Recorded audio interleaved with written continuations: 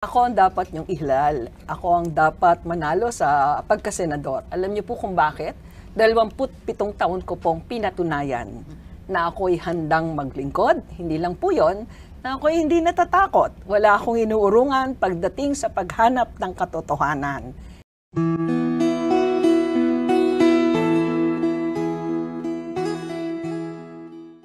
Ako po si Carmina Constantino. Napapanood nyo kami sa ABS-CBN News YouTube channel. Makakasama natin ngayon. Nagsimula siya ang kanyang karera bilang isang commissioner ng COA. Nakilala siya sa kanyang matinding paglaban sa katiwalian at pagtaguyod ng transparency sa gobyerno. At ngayon, nais niyang dalhin ang krusada kontra korupsyon sa Senado. Former COA Commissioner Heidi Mendoza, maraming salamat sa pagtanggap ng aming imbitasyon. Welcome. Carmina, actually ako dapat yung magpasalamat. Magandang hapon at magandang hapon sa nanonood ng Halalan 2025. Alright, magsisimula na po ang ating Harapan 2025 ngayon. Isa kang dating COA Commissioner, Commissioner Heidi, nagbunyag ng mga katiwalian. Anong alam mo sa pagiging senador? Iba po ang pag-audit sa pagiging senador. Okay, Carmina, tama yon. At ako ay aware dyan. Magkaiba ang trabaho ng senador, magkaiba ang trabaho ng commissioner at lalo na ng auditor. Ako yung naging auditor sa mahabang panahon. Subalit, may mga gawain ang senador na sasabihin nating kadugtong ng gawain ng isang auditor. Nag-o-audit kami, hindi lamang in terms of cost or kwentahan lang. Nag-o-audit kami in terms of improving operations. At itong mga audit report natin na napatukoy doon sa tinatawag nating value for money audit, marami tayo dong policy recommendations na pwede nating magamit sa Senado. For example, one of the main function ng senador ay yung tinatawag nating legislation, yung lawmaking. Now, marami akong baon dyan dahil marami kaming karanasan base doon sa iba't ibang uri ng audit at iba't ibang audit ng mga transaksyon at programa ng pamahalaan. Pangalawa, in the exercise of oversight. Sanay tayo dyan.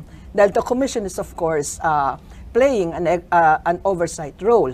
Pangatlo, at ito yung tingin ko, Carmina, yung meron lang kakaiba sa Senado, yung meron lang, ordinaryo lang yan, hindi yan mayaman, hindi yan politiko, pero nagtatrabaho, hindi kurakot. At totoo, yun lang, malaking bagay yon para sa mga Pilipino. Bakit? Yung mga nakaupo ba? Mga kurakot? Hindi ba ang idea natin, di ba? Yun ang idea natin. Hindi ko sinasabing lahat at hindi ko naman nila lahat. Pangapat, syempre, kung merong mga investigasyon, yung tinatawag natin Blue Ribbon, sanay tayo dyan. Dahil ang rules of investigation, very similar with yung tinatawag namin standards and procedures of audit. Sinabi niyo nga kanina, Commissioner Heidi, panahon na, in so many words, na bago naman, ordinaryong tao naman, pero bakit dapat ikaw ang ihalal? Marami dyan na nangangampanya or kakandidato na may karanasan na. Mga dating senador tumatakbo alongside you. Bakit ikaw? Ako ang dapat niyong ihlal. Ako ang dapat manalo sa pagkasenador. Alam niyo po kung bakit? 27 taon ko pong pinatunayan na ako'y handang maglingkod. Hindi lang po yon, na ako'y hindi natatakot. Wala akong inuurungan pagdating sa paghanap ng katotohanan. Nakita natin yan, Carmina, doon sa mga nakaraang nanganib ang buhay ko, nanganib ang buhay ng pamilya, pero hindi ako umurong. Dire-diretso lang. Gaano mo ka gusto maging senador, Commissioner Heidi?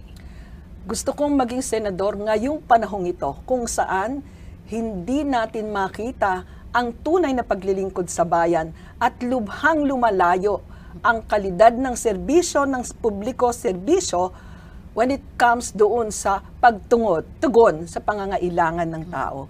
Gustong-gusto ko, kung kaya nga, aking binaliwala ang lahat ng advice ng aking magulang, ng aking kapatid, ng aking asawa, ng aking mga anak, kaibigan. Pangalawa, handa akong gumastos, kuripot ako. Kaya talagang handang-handa at gustong-gusto ko. Pangatlo, syempre, hindi na tayo kabataan, pero alam ng kahit na sino yan, napaka-energetic natin at kaya nating itawid yan. In other words, napakatindi ng pangangailangan ng taong bayan ngayon para sa isang tapat, matino, at tunay na serbisyo at handa akong ibigay yan. Commissioner Heidi, kung ganyan mo ka gusto maging senador, bakit huli kang nagdesisyon? Sinabi mo nga, sinuway mo yung mga desisyon, opinyon ng mga mahal mo sa buhay, no? Pero sa bandang huli, hindi mapagkakaila, huli kang nagdesisyon, gusto mo naman pala. Bakit ganon? Carmina, naniniwala ako sa perfect timing. There's no such thing as late, you know. Everything is within that, sabi natin, every season has its own time, di ba? Kung tutuusin, kung babalikan natin, nung nag-file nga ako nung candidacy, di ba, parang kabang-kaba pa ako, no? Pero ang binitawan ko, tuturuan ko po ang taong bayan ng budget literacy. Tingnan mo ngayon, Carmina, ang usaping halos nagbubuklod sa kaliwa, kanan, at nasa gitna, ay usapin ng budget, di ba? At sabi nga natin, ganito pala sa Pilipinas, di ba? Ang dami na ng rally mula noong January 13, dire-diretso yan. All about the budget, At hanggang kahapon, kagabi, di ba, nakinig natin ng mga nakaraang gabi, yung paratang ng yung sagutan ng ating mga pangulo. So sa tingin ko, this is the right time. I am not late in filing. Pag-usapan natin yung budget, bilang nabanggit nyo na rin po. 2025 budget, ang sabi nila, it's the most corrupt budget that we've ever had. Naniniwala ho ba kayo dito? Naniniwala ako na ito na yung ano ba tawag natin dito? Pinakasinalaula na budget sa buong karanasan ko. And that means more than almost 30 years na experience. Bakit? Dahil may mga practice na sabi natin, practice na hindi na-align, hindi na kalinya sa tinatawag nating nakagawian or control practices nung nakalipas. Kasi yung budget, cumulative practices yan on the basis of theories and other international standards. Ngayon nakita natin na pati ang program funds, lumalaki. Pataas ng pataas. At kumbaga, napakalaki rin ang diferensya nung inihain na budget ng Pangulo doon sa inaprubahan, di ba? Walang pumalag. At pangatlo, ito yung biro ko kaya sabi ko sa mga kabataan, kailangan maging concerned kayo. Alam niyo kung bakit? Nung mga kapanahunan namin, baka bata ka pa nun, mga dalaga pa kami, ang corruption na nangyayari sa budget execution. Ibig sabihin, kung naandyan ang pera, ang corruption ngayon, planning pa lang at allocation ng resources, di ba? Meron nang ini-advance para lang maisama, ini-advance sa legislator, at pag naisama, ini-advance din yung 30%. So, baka wala nang matira. Commissioner, pag sinasabi ng iba, pag pinag-uusapan yung budget, pag-audit, napakalayo niyan sa bituka. Pero kayo nagpapatunay, nakadikit yan sa bituka. In fact, nakadikit yan sa kumakalam na sikmura. Totoo po yun. Totoo yun, Carmina. Ang sabi ko nga, ang bulsa ng gobyerno konektado sa bulsa ng bawat mamamayan. Bakit nakakonektado yung budget? Ito pong budget ay pinagsama-samang ambag ng bawat mamamayan. At huwag natin sabihin hindi ka nagbabayad ng income tax, wala kang ambag. May ambag ka through indirect taxes. Sabi natin, kumbaga sa merkado, bibili tayo ng serbisyo, magbabayad tayo, mag-aambag tayo. Bakit tayo nasasatisfy doon sa mababang kalidad ng serbisyo or kulang lagi? Kasi nga may katiwalian. Kaya sasabihin natin, nakadugtong ba ito sa bituka? Okay, example ho, kung may budget tayo halimbawa para sa 4-piece, para merong pangkain yung mga beneficiaries nito. O kaya kahit yung halimbawa sinasabi ngayon natin na AKAP, kung yan ay ang nakatakdang ibibigay kunyari ay 5,000. Pero ang pipirmahan daw, walang amount na nakalagay. Ang ibibigay lang sa'yo 3,000. 2,000 yung kulang. So ang ibig sabihin, yung 2,000 hindi nabigay sa'yo, 2,000 maaari mong pambili ng bigas, 2,000 maaari mong pamasahe pagpunta sa trabaho, 2,000 maaaring pambili ng gamot. So, tumatama, dumidiretso yung katiwalian.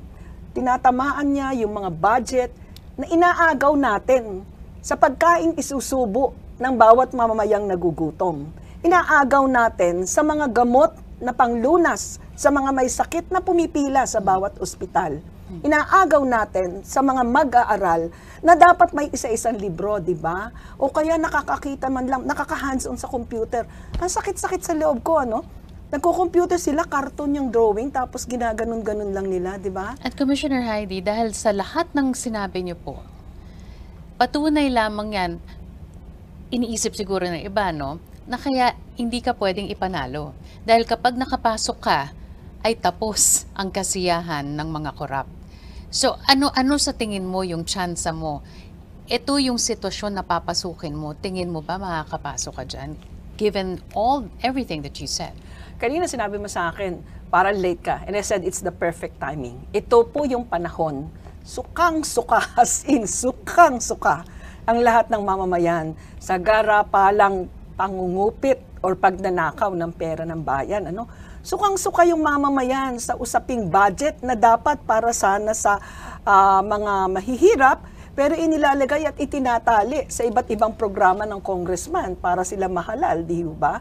So sa tingin ko, kung mahirap man para sa mga kapwa ko tatakbo na isiping mananalo ako sa mata ng ordinaryong Pilipino, sa lahat ng nangangarap ng pagbabago, sa naniniwala at nakakilala sa akin at humawak sa kukonting pag-asa na ngayon ay binubuhay ko, mananalo ako.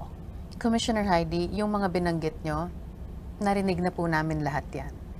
Kalaunan, kung ano yung mga katagang binitawan, ay hindi na napapakinggan. Muli, pag nanalo na sa pwesto, anong pangako, anong masasabi mo sa mga nanonood ngayon, nakikinig, na ito'y gagawin mo, susundin mo, pangangatawanan mo pag ikaw ang nanalo? Because we've seen it happen before, Commissioner. Okay, magaling katanungan mo, Carmina. Pero ito yung sagot ko. Sa ilang interview na sabi ko, this election is an election of possibility. At the message that I am trying to impart is even bigger than the election itself. It is not until May. It is beyond May. Manalo or manalo. Sabi ni Winnie. Manalo or hindi man manalo, magpapatuloy ang advokasya tungkol sa pagbabantay ng budget at pag-demand ng transparency and accountability. May papangako ko ito, kaya kong tayuan ito, kasi dumating na ako dun sa puntong nanganib ako at ang anak ko, ang pamilya ko. Pero tumayo ako at nag-deliver ako. Ano pa ba ang mas mahirap na tawirin? Pag-usapan natin yan. Today, binuhay ulit ng Quadcom ang kanilang investigasyon. Marami na rin ang sumalang dyan. Katulad nyo, dati, anong klaseng pressure ang pinagdadaanan ng mga whistleblowers, ng mga resource persons na iniimbitahan sa ganitong klaseng pagdinig? Matindi yung pressure. Pwede ako magsalita base sa aking karanasan. Matindi yung pressure dahil sa loob mo, nag-uumapaw yung kagustuhan mo na mailahad ang totoo. May paliwanag kung ano nangyari. Pero at the same time, sa iyong isip, dahil tao lang, medyo sumusulpot-sulpot, sumasagi sa isipan mo yung takot. Takot para sa'yo, takot para sa anak mo. Kaya sa tingin ko, yung pressure is so high na kailangan ng lahat ng nasasalang dyan, kailangan ng lahat na nagwi-whistleblow, yung talagang magkaroon ng matibay at malalim na pananampalataya. Tingin niyo ho ba ay pwedeng magamit sa politika itong mga whistleblowers na ito? Depende sa pag-conduct nila ng hearing, at hindi natin maaalis yan. Hindi natin maaalis yan. Kung kaya nga, siguro isa rin yan sa ating hangarin kung bakit natin gustong malagay dyan. Na as much as possible, kapag nag-i-investigate tayo, in aid of legislation, there are bounds and limits para ma-preserve natin at maipakita natin na walang personalan, walang politika dito, issue-based lang po tayo. Kayo ho ba'y nagamit nung mga panahong tumindig kayo laban sa katiwalian? You were being called an attack dog. Attack dog ng mga makapangyarihan nung mga panahon yon. Nagamit ho ba kayo? Sa tingin ko hindi, dahil matigas ang ulo ko. Ang tumawag lang naman sa aking attack dog yung mga binay, diba? Dahil hate na hate nila yung audit report ko. The rest naman, hindi naman ako tinawagan ng attack dog. Basta attack dog, sasabihin lang nila, attack dog ako ni Mar. And biro ko nga, hindi ko pa nga naaamoy yung pabango niya, Ngayon naman ay may mga maiinit na usapin sa ating bansa at nais namin malaman po ang inyong mga pananaw at paninindigan sa mga ito. May 10 tanong sa inyong harapan. Akala mo, manghuhula tayo ngayon. But hindi. Subukan nating sagutin ang lahat ng makakayanan nyo po sa loob ng 6 na minuto. Okay. Go ahead. At ang kapalaran ni Commissioner Heidi, sa issue ng West Philippine Sea, tama ba ang ginawang pivot ng administrasyon sa US mula sa China? Tama naman ho ang ginawang administrasyon right now ng Marcos administration in terms of kasi maayos yung kanilang foreign policy. Kaya lang may kulang pa Talagang kailangan nating mag-file ng panibagong sa tribunal because sinisira, winasak ang ating barko, may mga damages tayo. So meron tayong kailangang idagdag. Next card. Pabor ka ba na gawing legal ang divorce dito sa Pilipinas? Hindi po ako pabor. Bakit? Dahil ako po isang Katoliko at naniniwala po ako sa sanctity ng marriage. Subalit, yan po, meron po akong mga ilang tinitingnan, like halimbawa po, yung mga provision for dissolution of marriage on dead marriages. Kasi alam naman natin na may mga marriage na talagang lubhang nagiging nakakasakit at hindi nakakatulong. So, bukas naman po ako sa usaping yun. Pangatlo, syempre by the time na naandyan na ako sa Senado, titingnan natin kung ano ang pulso ng mga mamamayan. Pero always guided by my faith. At sabi ko nga nandito masusubok yung tunay na pagmamahal. Pagmamahal na willing kang magsakripisyo at willing kang maghintay. So, may mga existing provisions na tayo. So, kailangan balikan natin at pag-aralan yan. Pero hindi ako pabor sa divorce. Next card, please. Parang nabanggit nyo na rin po ito kanina. Paano mo mapapahusay ang kalidad ng edukasyon sa Pilipinas? Heidi. Okay. Unang-una, tamang budget para sa edukasyon. Tamang insentibo at rewards, hindi lamang sa mga nag-aaral, kung hindi rin sa mga teacher. Madami sa ating mga teacher, burden sila ng non-teaching job. Kailangan solusyonan yan. Madami sa ating teacher, walang incentives. Di ba? Parang pagod na lang. Day in, day out siya nang gagawin. Kaya nga sabi ko, baka naman pwede nating tingnan, bigyan natin sila ng bakasyon. Hindi yung bakasyon lang kung bakasyon ng estudyante. Pwede bang piliin yung pagkakasakit kung may kung walang pasok. Pang-apat, yung tamang training. Yung napapadala sila sa ibang bansa para sila'y nakakapaghusay ng kanilang kaalaman. And then yung non-monetary rewards na pwedeng ibigay sa ating mga guro. At siguro yung mga programa ng komunidad bilang pagkilala sa kontribusyon ng guro at sa kahalagahan ng edukasyon. Siyempre, kailangan din tingnan yung tinatawag nating curriculum. Kasi yung kasalukuyang curriculum, parang matagal na nating hindi nire-revisa o tinitingnan. Kailangang i-adjust sa pangangailangan ng pag-aaral ngayon kasi meron nga tayong tinatawag na education poverty. Mababa ang limit ng kakayanan ng ating mga eskwelahan. Kailangan natin mag-catch up at dito natin tinatawag yung disruptive innovation. Ayan. Next card, please. Okay. Sa iyong pananaw, maituturing bang pork barrel o hindi ang AKAP, yung Ayuda para sa Kapos ang Kita Program Fund? Opo, wala nang bulahan.